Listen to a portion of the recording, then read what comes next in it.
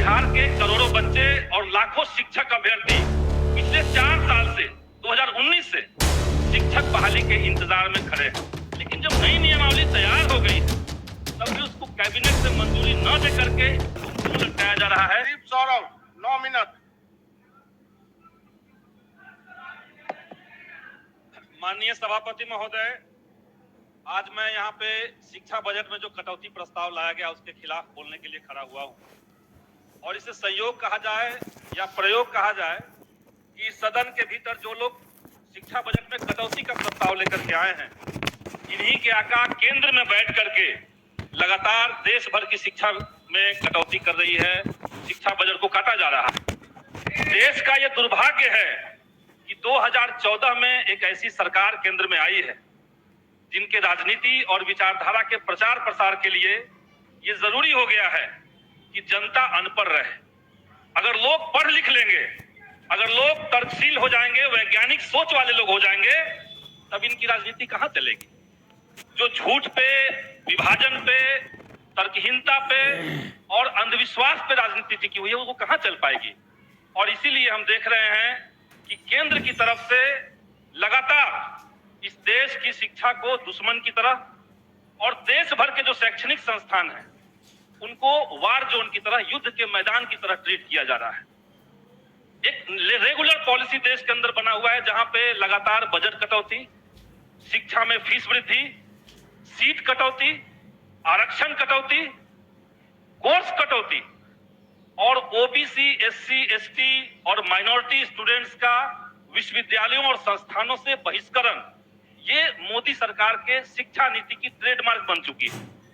और वैसे समय में हमें लग रहा है कि इससे भी ज्यादा खतरनाक कि शिक्षा का वो बर्बाद करने के लिए शिक्षा के भगवाकरण की कोशिश चल रही है।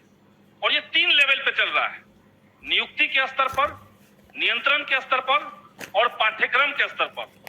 वाइस चांसलर से लेकर के रजिस्ट्रार तक, रेक्टर, प्रॉक्टर, असिस्टेंट प्रोफेसर और यहां तक कि पीएचडी स्कॉलर्स की जो नियुक्ति हो रही है, जो उनका चयन हो रहा है, उसमें न तो कोई योग्यता क्राइटेरिया है, न उसमें कोई एक्सपीरियंस क्राइटेरिया है, बल्कि क्राइटेरिया सिर्फ ये हो रहा है कि आप बीजेपी और आरएसएस की विचारधारा के प्रति वफादार हैं कि नहीं। अगर आप हैं तो आपको ले लिया जाएगा, अदरवाइज नहीं लिया जाएगा। और ये बिहार के अंदर मैं देख रहा हूं कि बिहार के भीतर भी वाइस चांसलर की जो नियुक्ति हो रही है उसके भीतर जबरदस्त तरीके से भगवाकरण दिख रहा है। इस भगवाकरण ने शिक्षा व्यवस्था को जड़ तक महोदय बर्बाद कर रखा है। इसके साथ साथ इस तरह के जो वाइस चांसलर आ रहे हैं, प्रिंसिपल इस तरह के आ रहे हैं, वो संस्थानों में घुसने के बाद लगातार संस्थान को कमजोर करने की कोशिश कर रहे हैं। वहां के डिसीजन मेकिंग बॉडी को खत्म किया जा रहा है। और इनके जो स्टूडेंट विंग है, एबीवीपी, उनको देश भर के विश्वविद्यालयों में, कॉलेजों में खुल करके मारपीट करने और हिंसा फैलाने की छूट दे रखी गई है। और कुल मिलाकर के देश की शिक्षा व्यवस्था को बर्बाद करने का एक पूरा प्लान है। अब हम बिहार के विश्वविद्यालयों की तरफ, बिहार की शिक्षा व्यवस्था की तरफ आते हैं महोदय। हम देख रहे हैं कि बिहार के तमाम जो विश्वविद्यालय हैं,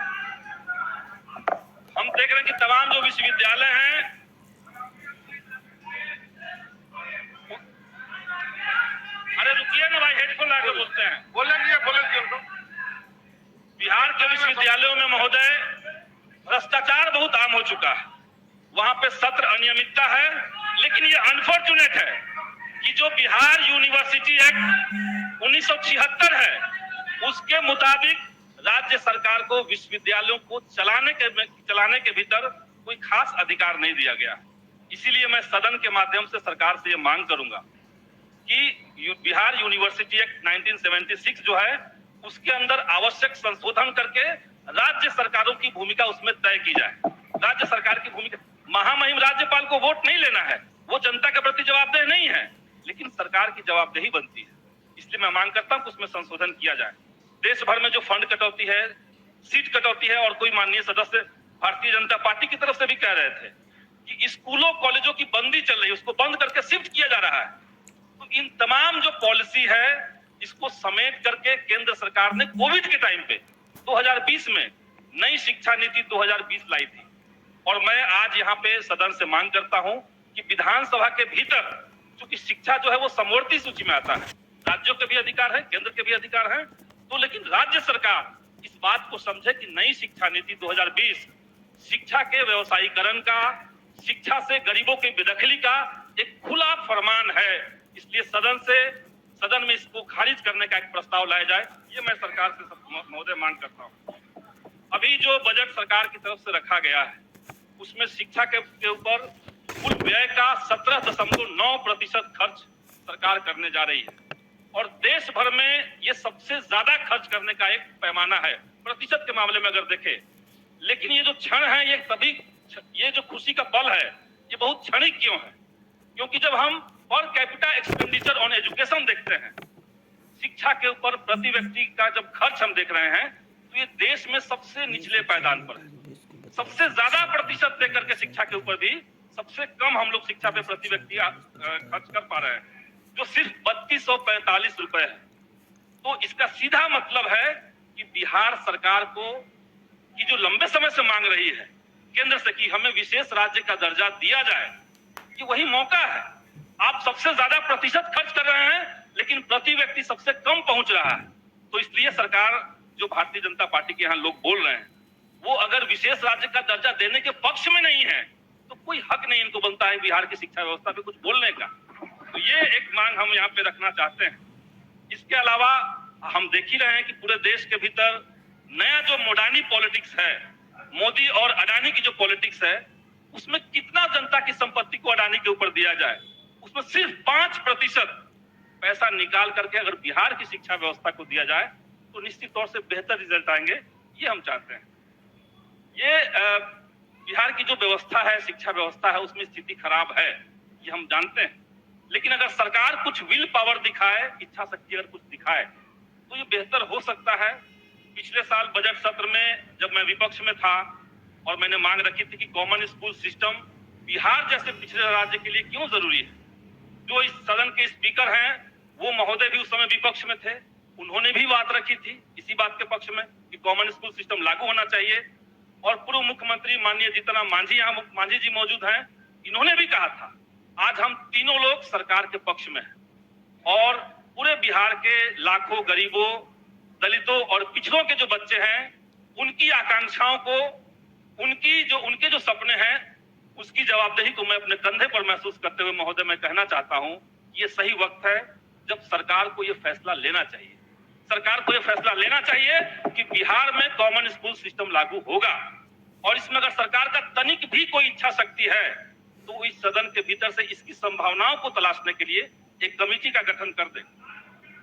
इसके अलावा महोदय, बिहार के करोड़ों बच्चे और लाखों शिक्षक अभ्यर्थी पिछले 4 साल से 2019 से शिक्षक बहाली के इंतजार में खड़े हैं। उसमें मेरा जब एनडीए संदेह वाला तब बगैर कोई कारण किसको टाला गया। सरकार ने जो अब जब नई सरकार बनी है किया है तो नई नियमावली बजट में प्रतिबद्ध व्यय का जो मामला है, नियमावली तैयार हो गई, वेतन मद के ऊपर तभी उसको केवल 4% का इजाफा किया गया, लटकाया जा रहा है। हम जानते हैं मेरा एक पुराने का संदेह वाला उनका जो बेसिक इंक्रीमेंट है, महंगाई भत्ता है, बजट उसको जोड़ करके ही वो 4% हो जाएगा। बजट में प्रतिबद्ध व्यय का जो मामला है उसमें वेतन मद के ऊपर बहाली जो 3 लाख से ज्यादा पद खाली है का इजाफा किया गया। और किस प्रक्रिया से हम जानते हैं कि पुराने उनका जो बेसिक इंक्रीमेंट है, महंगाई भत्ता है, बिहार में 2020 का 4% नियमावली है। सरकार इसको ध्यान में रखते हुए सरकार चरण की बिहार बहाली जो 3 लाख से ज्यादा पद खाली हैं उनके स्थानांतरण को सामने लाए। इसके अलावा पॉइंट वाइज में 2-3 एनआईओएस द्वारा प्रशिक्षित जो टीचर है, जो एनआईओएस में 2020 का सेवा शर्त नियमावली है, उसको ध्यान में रखते हुए सरकार 31 मार्च 2019 से पहले का माना जाए। उनके बावजूद स्थानांतरण विभाग ने सामने लाए, उनको प्रताड़ित करने के लिए लेटर जारी किया है। द्वारा 75,000 टीचर आज सड़क पर हैं। उसमें एनआईओएस ने रिटन में कहा है कि इनका तो समान काम का समान वेतन दिया जाए। पीरियड है वो टीचर को मार्च 2019 से पहले का माना 8,000 ही वेतन के बावजूद शिक्षा विभाग ने ठीक किया जाए, प्रताड़ित करने के लिए लेटर जारी कर दिया है। जोड़कर 75,000 पटना विश्वविद्यालय में हाल में जो इतना बड़ा फीस वृद्धि हुआ है, सरकार के समान काम का समान वेतन दिया जाए। डिस्टेंस एजुकेशन जो बिहार से शिक्षा नियुक्त हुए हैं उनको 8,000 ही वेतन क्यों मिल रहा है, उसको ठीक किया जाए और वहाँ के साइंस के 9 सृजित पदों को जोड़कर बाहर निकाली जाए। और पटना विश्वविद्यालय में हाल में जो इतना बड़ा फीस वृद्धि हुआ चाहिए, ये सरकार को चाहिए उसको वापस ले। डिस्टेंस एजुकेशन जो बिहार से